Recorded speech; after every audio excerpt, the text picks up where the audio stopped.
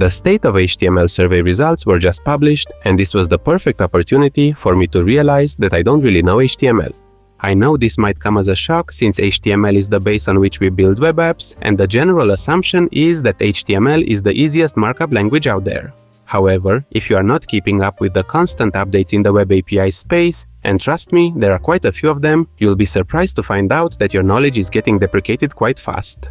So let's make sure you are making the most of the tools provided natively by the browsers and look at 7 cool HTML and web features you might not be familiar with. We'll start with the dialog, since this one is probably more familiar. Modals are a common pattern in modern UIs, and you can now leverage the browser's native support to define and control them on the screen.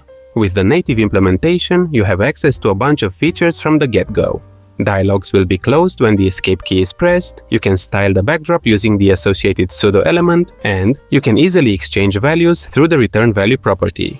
Dialogs will block the interaction with the rest of the page, but if you want a non-modal behavior, you can use the Popover API instead. In its most basic form, any element can be defined as a popover through an attribute and can then be linked to a button or input via the target attribute. Then, through target action, you can either show or hide the element.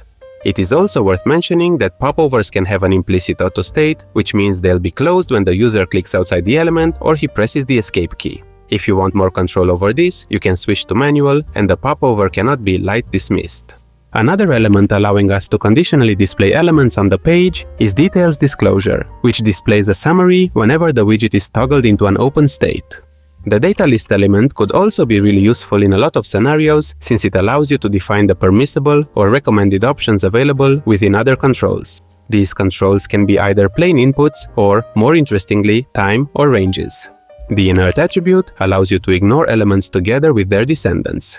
The browser will ignore input events sent by the user, including focus-related ones. Note that by default, there is no visual way to tell whether or not an element or its subtree is inert, so visual cues fall under your responsibility. On top of that, remember that the disabled attribute is still a better choice to make form controls inert. Switching gears to some more specialized features, the color picker is a small yet useful addition to the standard. This has a very specific usage, but covers a scenario which was previously handled exclusively through third-party libraries. Another similar feature is the HTML capture attribute. This can be added on file input elements and allows users to use their devices and capture images using either the front or the back camera. Note that this isn't supported on regular browsers, but you should have no compatibility issues on mobile devices. We didn't discuss progressive web apps in this video, but things are moving rapidly here as well. Please let me know if you are interested in exploring this topic in more detail.